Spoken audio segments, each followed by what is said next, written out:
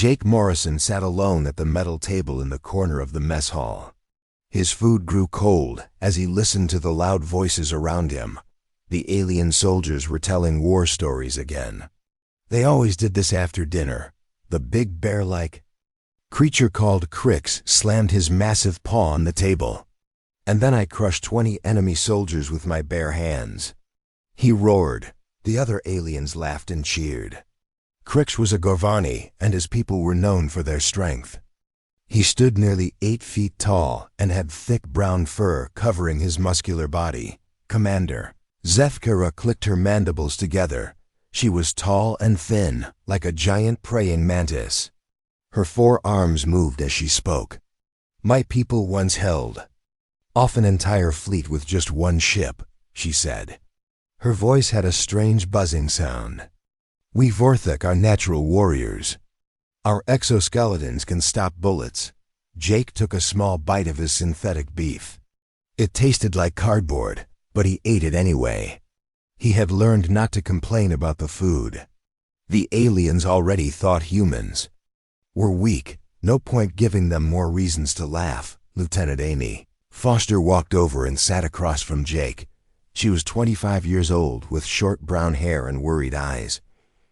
Why do you let them talk like that? She whispered. Jake looked at her with calm blue eyes. Like what? You know what I mean, Amy said. They act like humans are nothing, like we don't belong here. Jake shrugged and went back to his food. Amy was a good officer, but she was young. She still thought words could fix everything. Across the room, a reptilian alien named Vex was telling his story. His scales were dark green, and he had yellow eyes like a snake. The humans think they are warriors, he hissed. But look at them, so small, so soft, no claws, no fangs, no armor. The other aliens laughed. Even the ones who usually stayed quiet were smiling. I heard they tell stories about 300 of their soldiers fighting millions, said Nora. She had 4 arms and looked like a purple octopus that walked on 2 legs. Can you believe that? 300 against millions? What a joke. Crix stood up and beat his chest. Human stories are just dreams. They make up lies because they are too weak to have real battles. Amy's face turned red. Her hands made fists on the table. Jake put his hand on her arm. Easy, he said quietly. But Jake, they're talking about Thermopylae, about the Spartans. Those men really died for their people, Amy whispered. I know, Jake said. His voice stayed calm, but something changed in his eyes. Something cold and distant. The alien stories went on for another hour. They talked about battles where they killed thousands of enemies. They bragged about their strength and speed. Every few minutes, one of them would make a joke about human weakness. Jake finished his food and stood up. His prosthetic legs made a soft whirring sound as he moved. Some of the aliens looked at him and whispered. They knew he had lost his real legs in battle, but they thought it just proved how fragile humans were. Leaving so soon, Morrison? Crix called out. Don't you want to tell us a human war story? Maybe about how your people defeated an army with swords and sandals? The mess hall got quiet. All eyes turned to Jake. He stood there for a moment, looking at the faces around him, aliens from a dozen different worlds. All of them bigger than him. All of them stronger. All of them certain that humans were the weakest species in the galaxy. No, Jake said simply. I don't think I will. Crix laughed. Of course not. Because human stories are just fairy tales, made up to make you feel better about being so weak. Jake walked toward the door. His steps were steady despite his artificial legs. He had learned to walk so well that most people forgot they weren't real. Running away? Crix shouted. Just like humans always do. Jake stopped at the door. He turned around and looked at Crix. For just a second, Amy saw something in Jake's face that made her shiver, something dark and dangerous. But it was gone so fast she wondered if she had imagined it. I'm not running, Jake said. His voice was quiet, but everyone heard him. I'm just choosing not to waste my time." After Jake left, the aliens went back to their stories. But Amy noticed they were quieter now. Something about the way Jake had looked at them made them uncomfortable, even if they didn't understand why. Amy found Jake later in the observation deck.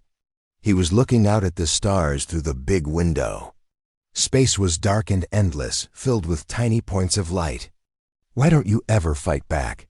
Amy asked. "I mean with words. You could tell them about your service record. About what you did on Mars." Jake was quiet for a long time.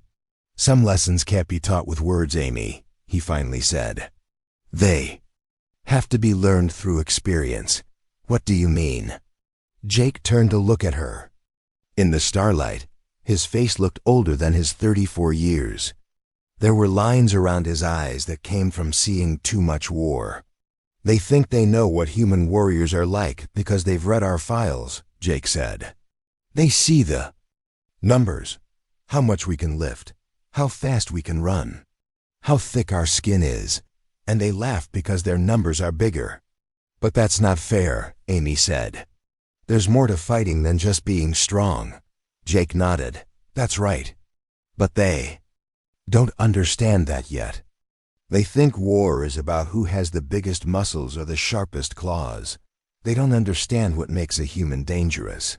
"What makes us dangerous?" Jake looked back out at the stars. "We don't know when to quit," he said. "Every other species has a line they won't cross. A point where they say, 'This is too much,' and give up. Humans don't have that line." Amy thought about that. She remembered the stories from Earth's history. Stories about soldiers who fought until they couldn't fight anymore, and then kept fighting anyway. "Is that why you stay quiet?" she asked. "Because you know something they don't." Jake smiled, but it wasn't a happy smile. "I stay quiet because I hope they never have to learn what I know," he said. "Some knowledge is too expensive to buy." The next morning brought news that would change everything. But that night, Jake stood in the observation deck and watched the stars. And he hoped that the aliens on his ship would never see him as anything more than a quiet man with metal legs who ate his food and kept to himself. Because Jake Morrison knew something that the aliens didn't.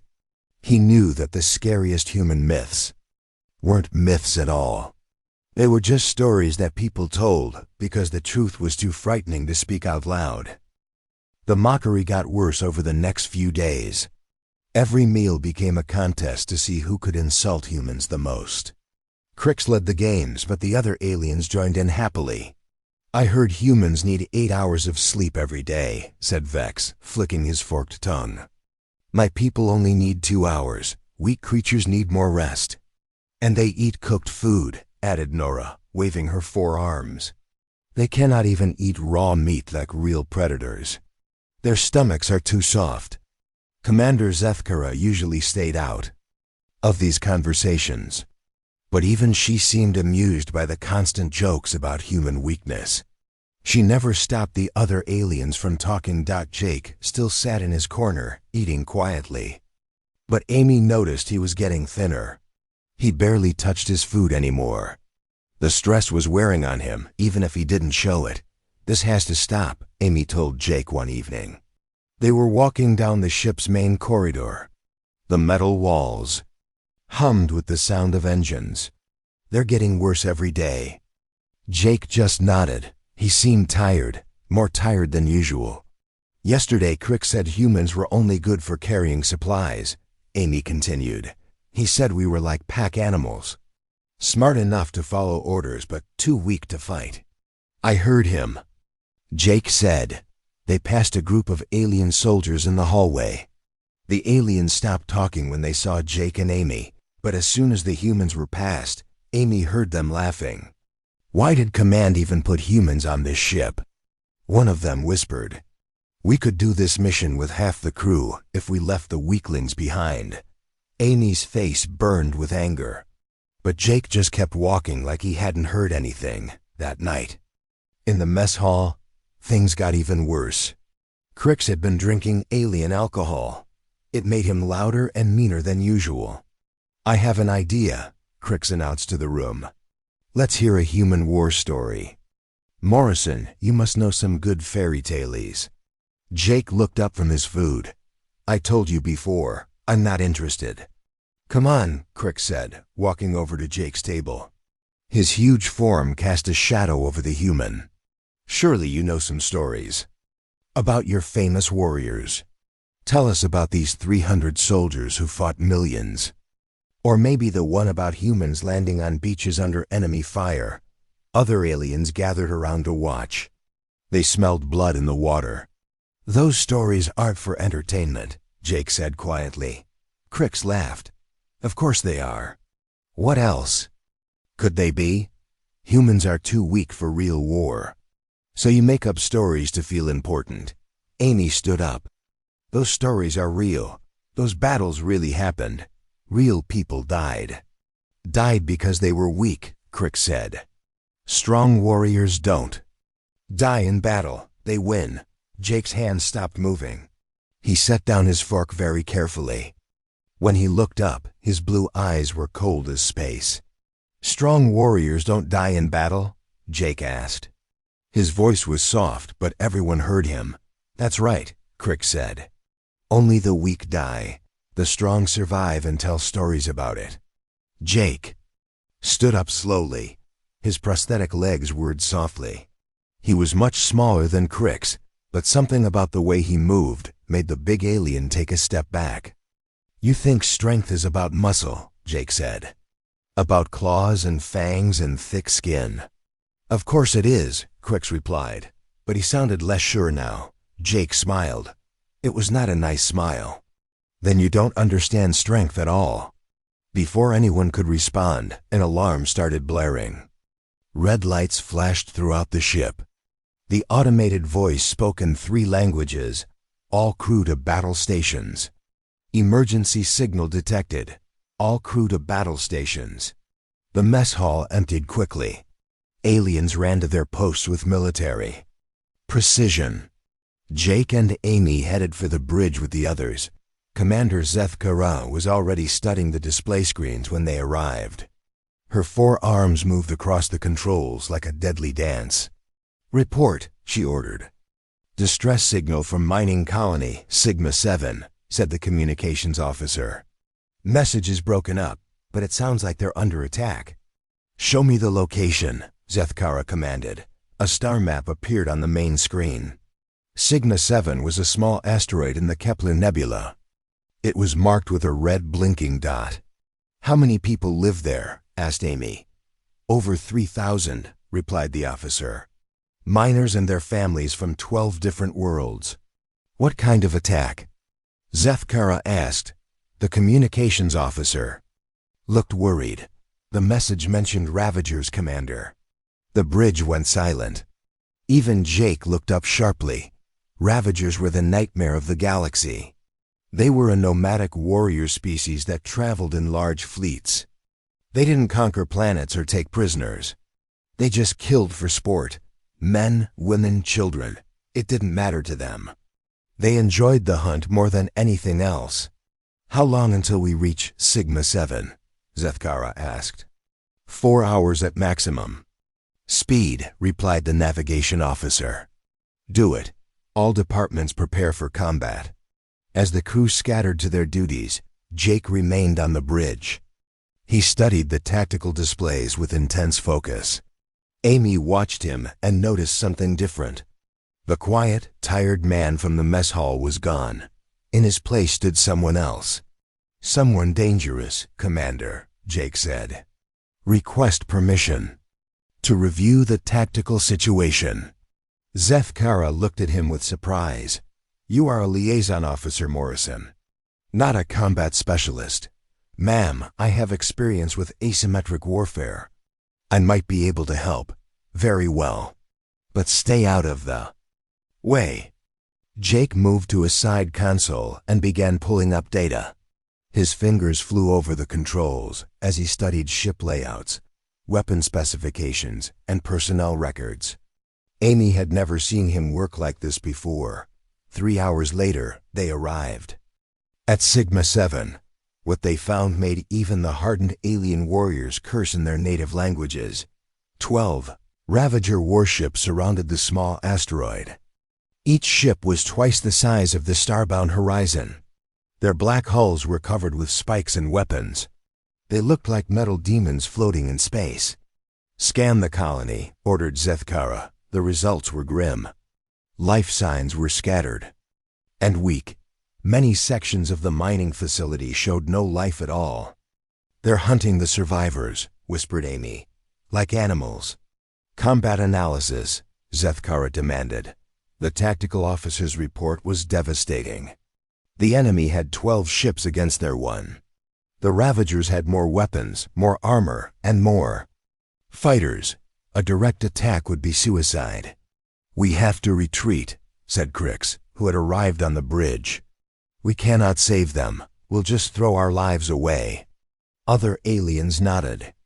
It was the logical choice, the smart choice, the safe choice, but Jake was still studying his displays. His face showed no emotion, but his eyes were calculating something. Amy could almost see his mind working. "There might be another way," Jake said quietly. Everyone turned to look at him. The small human with metal legs who ate quietly in the corner. "What are you talking about, Morrison?" asked ZETH single quotes Kara. Jake turned around. When he spoke, his voice carried an authority that surprised everyone. "I volunteer to lead a small team to the surface. While you distract their fleet, we extract the survivors." Crix laughed. "Suicide mission. You'll be dead in minutes." Jake looked at the big alien. "Maybe, but those people down there are dead. For certain if we do nothing." "The odds are impossible," Zethkara said. "Even if we could get you to the surface, you'd face hundreds of Ravager ground troops." "I've faced worse odds," Jake replied. Something in his voice made the bridge go quiet. Amy stared at her friend and realized she didn't know him at all. This wasn't the same man who sat silently while aliens mocked human warriors. This was someone else entirely. Someone the aliens were about to meet for the first time, and Jake Morrison was just getting started. Jake moved to the main tactical display. His prosthetic legs made no sound as he walked. The bridge crew watched him with confused expressions. This was not the quiet man they knew. "Show me the asteroid's internal structure," Jake said. The display changed to show the mining tunnels inside Sigma 7. Hundreds of passages connected the different levels. It looked like a maze.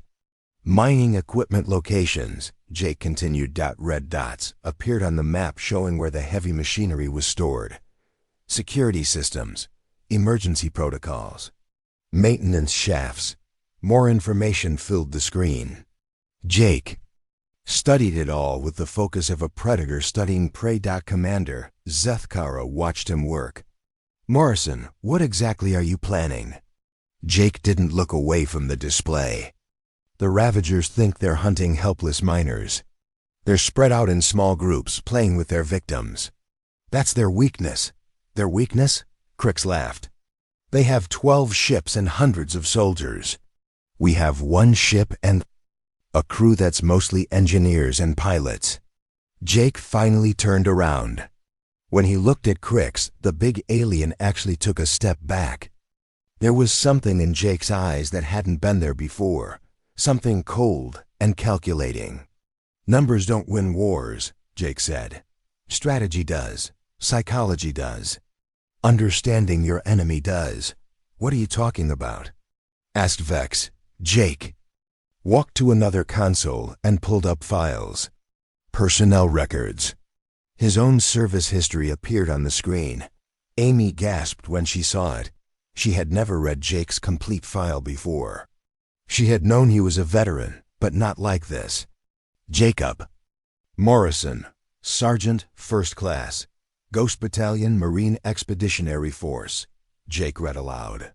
73 combat missions, 15 deep penetration operations, 8 impossible extractions. The bridge went silent.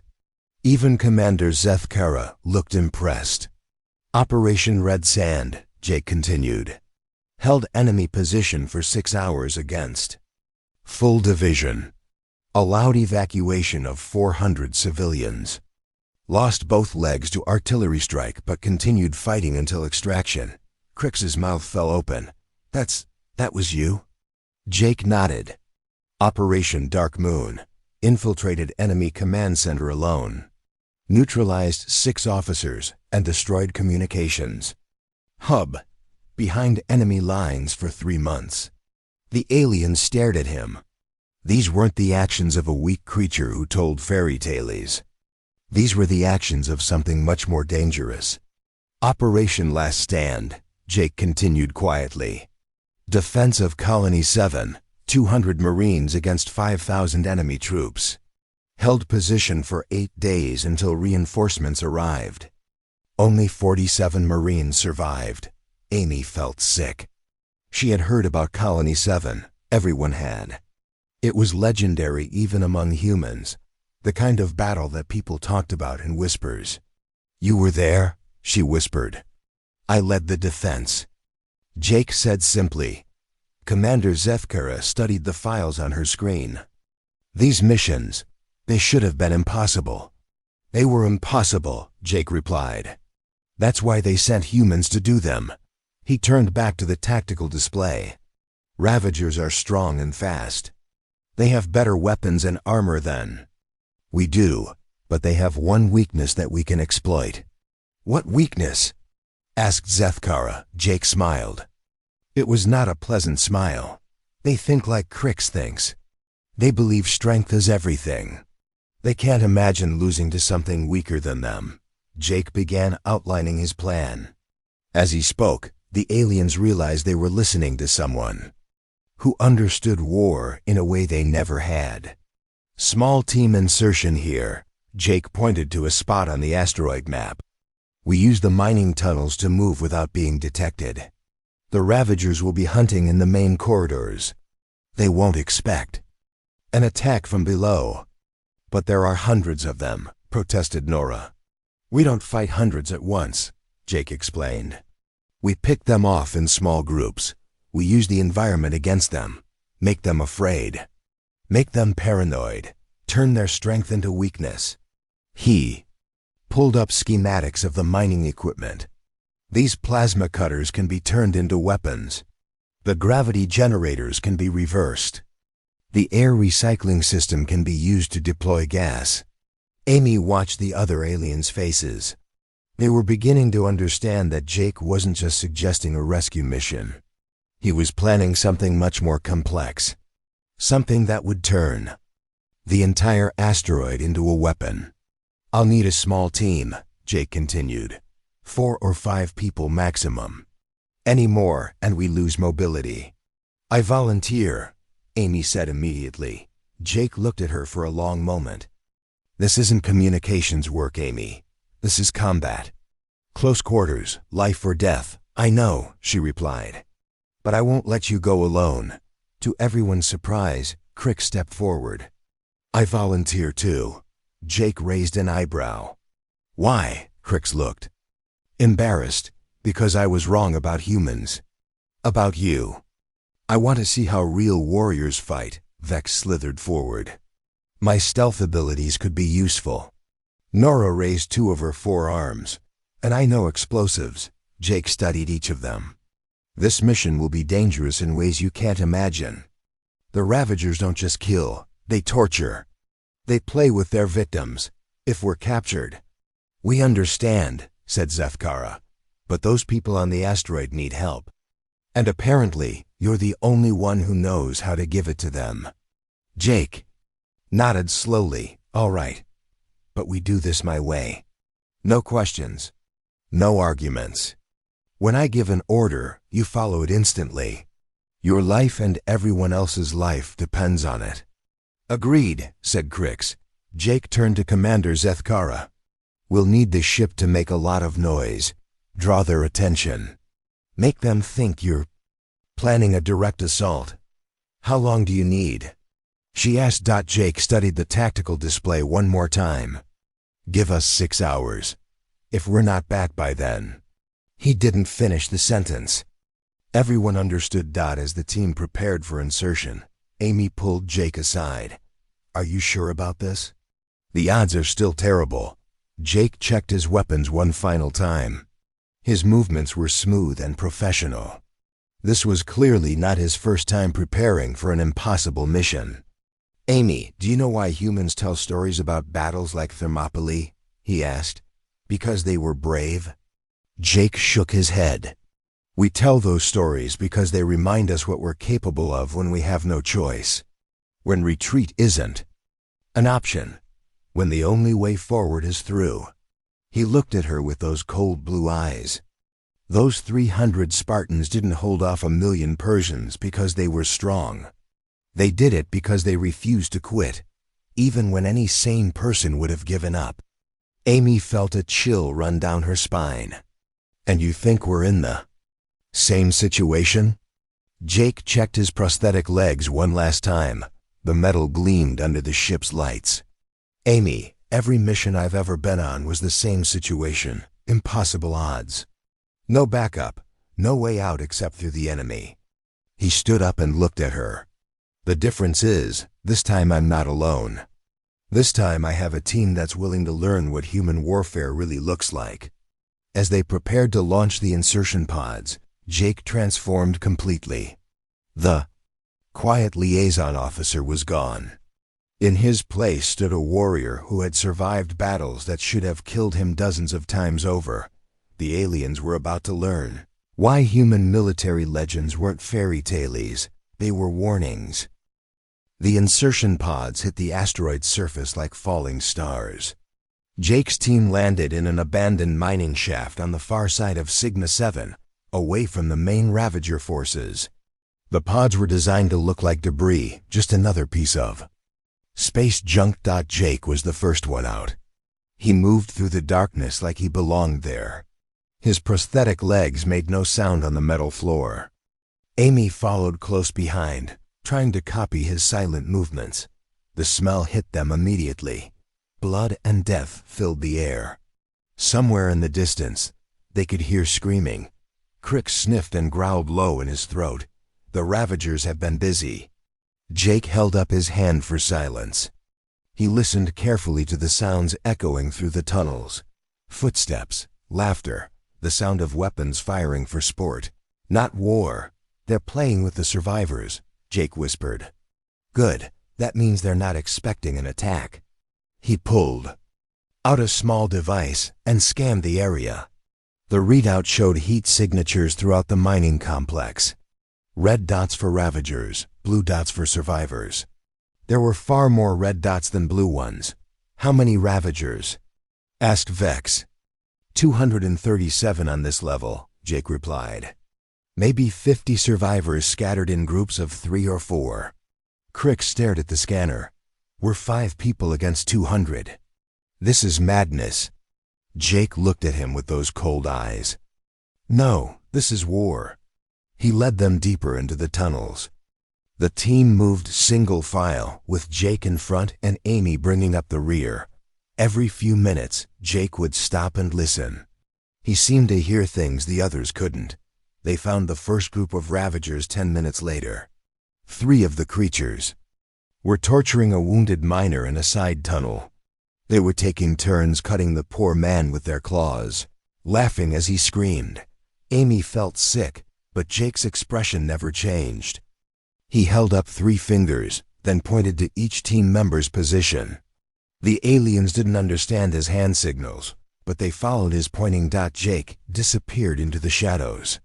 One moment he was there, the next he was gone. Amy couldn't even see where he went. The first Ravager died without making a sound. Jake appeared behind it like a ghost, covering its mouth while driving a combat knife into its neck. The creature dropped silently. The second Ravager turned around just in time to see Jake moving toward it. The alien tried to roar a warning, but Jake was already inside its guard. A quick strike to the throat crushed its windpipe. It fell gasping soundlessly. The third Ravager had time to reach for its weapon. But Vex struck from the other side. wrapping around the creature's neck with his powerful coils. The Ravager died quickly. The whole fight lasted less than 30 seconds. 3 dead enemies, no noise, no alerts. Amy stared at Jake in shock. She had never seen anyone move like that. Fast, silent, efficient. Like death itself, Jake was already helping the wounded miner. How many survivors in this section? He asked quietly. The miner was barely conscious. 8. Maybe 9. They took the others to the main chamber. They single quotes re. They're making a game of it. Jake's jaw tightened. Where? Central processing. Level 5. Please. Please help them. Jake gave the man a medical injector. Stay hidden. We'll come back for you. As they moved through the tunnels, Jake began changing the environment around them. He used his scanner to locate the mining equipment, then sent Nora to reprogram the machines.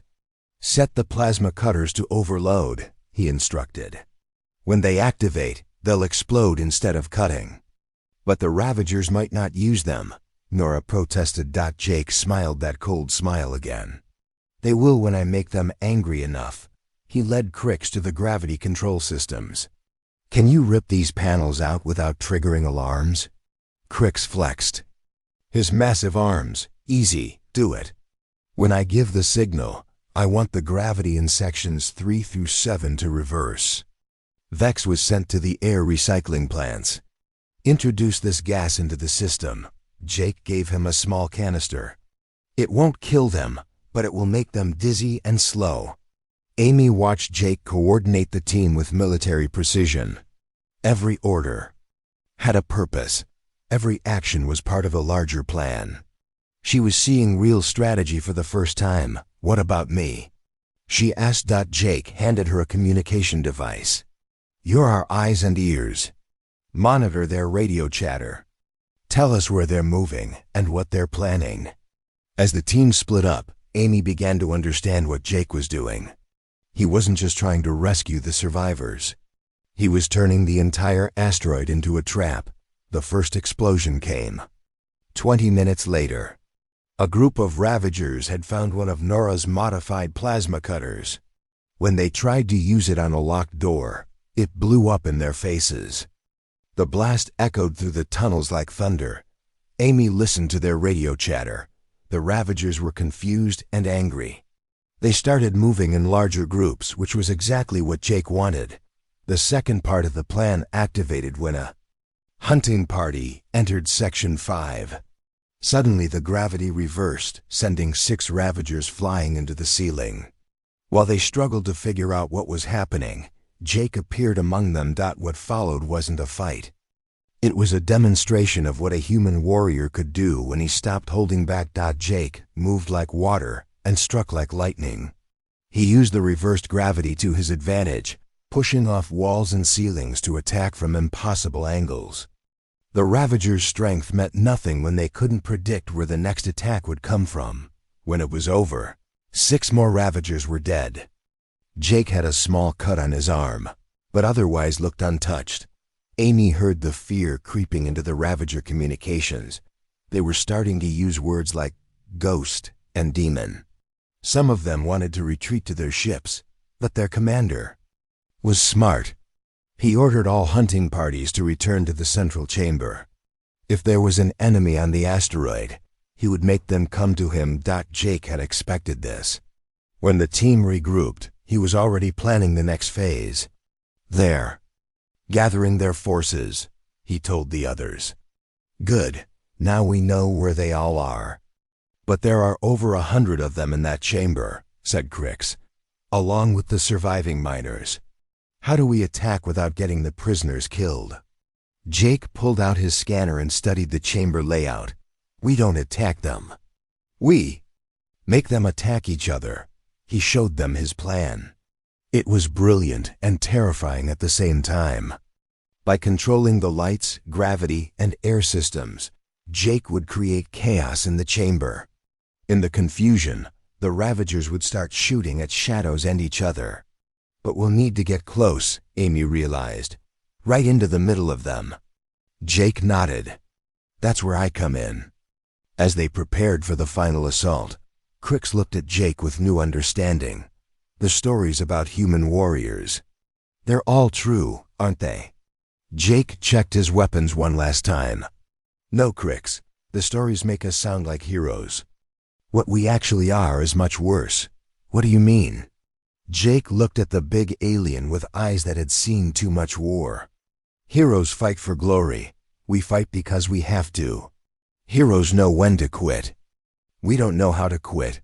Heroes die proudly. We refuse to die at all."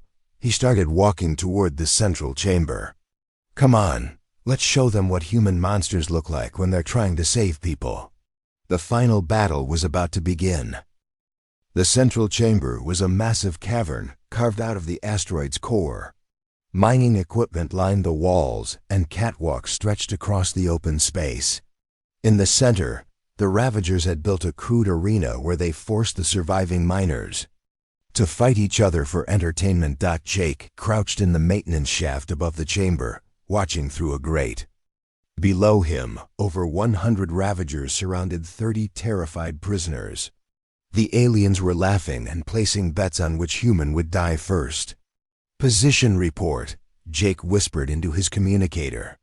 "Gravity controls ready," replied Crix. "From the engineering section." "Air systems standing by," said Vex from the recycling plant. "Explosives in place," confirmed Nora from the weapons depot. "Communications monitored," Amy reported from her hiding spot. "Their commander is the big one with the red scars. He's getting impatient." Jake studied the Ravager commander through his scope. The creature was massive, even by Ravager standards. His black hide was covered in ritual scars that told the story of his victories. He carried weapons that looked like they could cut through starship armor. This was going to be personal. "Remember the plan," Jake said quietly. "When I give the signal, hit everything at once. Make them confused and angry. But don't reveal your positions until I engage their commander." Jake slipped through the maintenance shaft until he was directly above the arena. The surviving miners huddled together in the center, too scared to move. Some of them were barely children. Something cold settled in Jake's chest.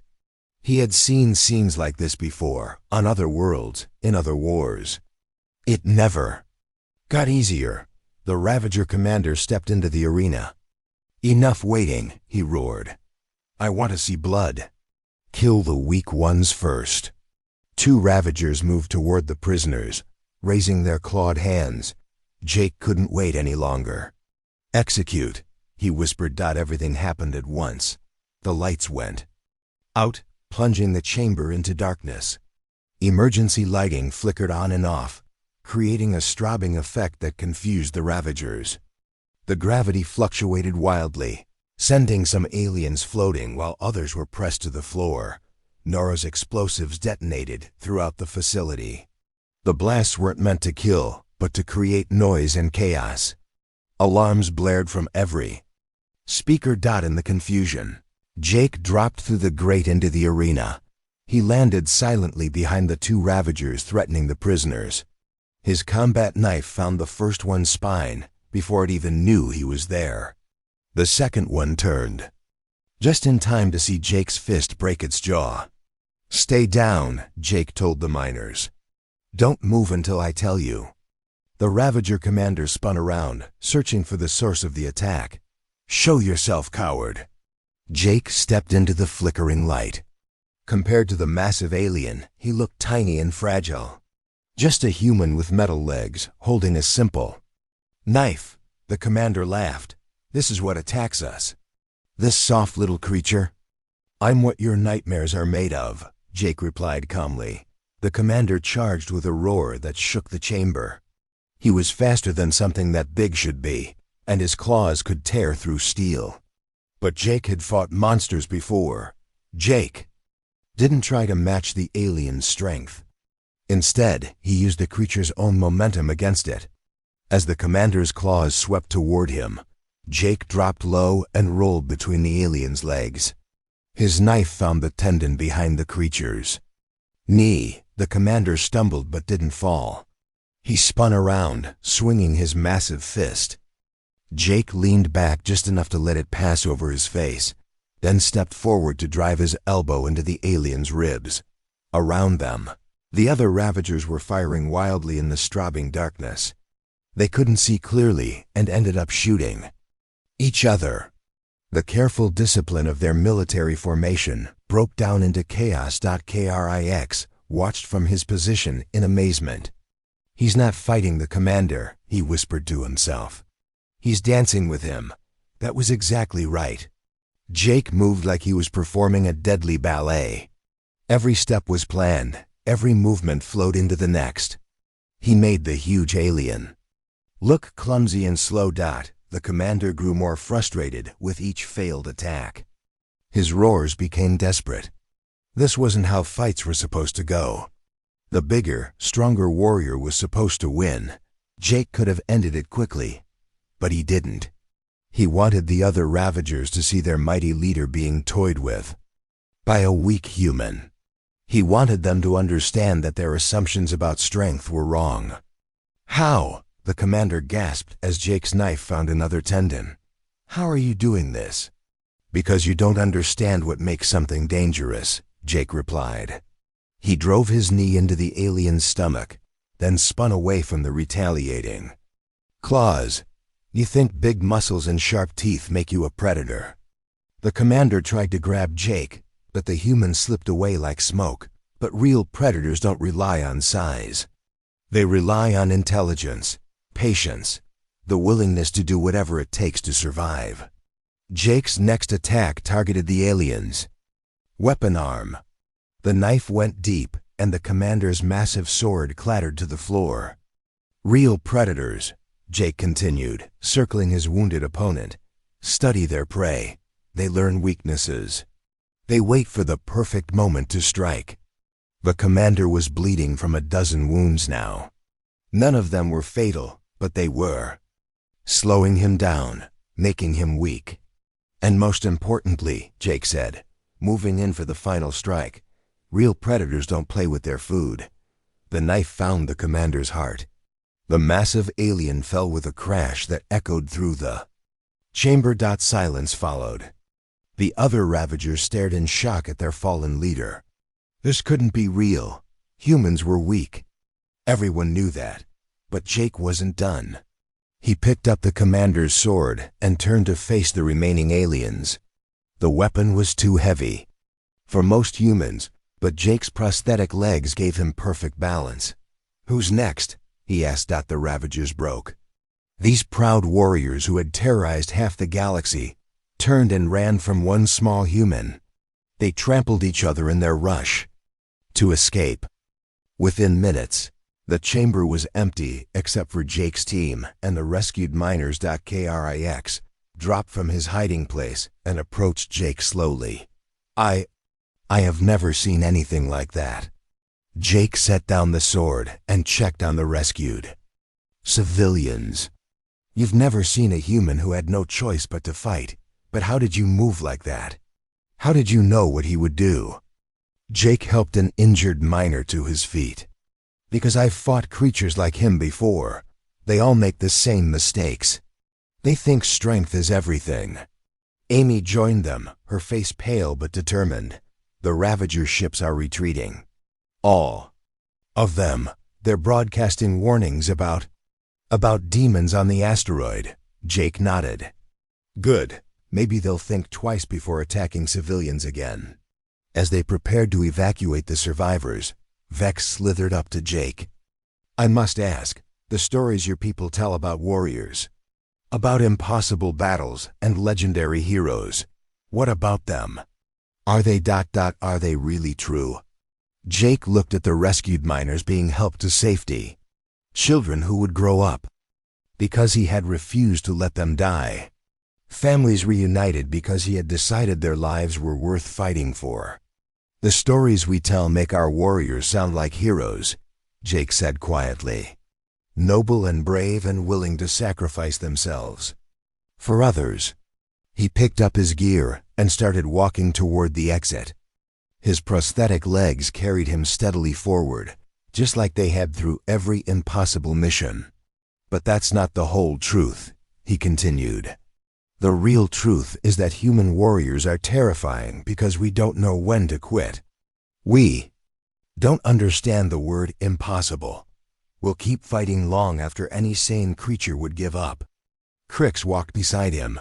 Is that why you stayed quiet on the ship? Why you didn't tell us who you really were?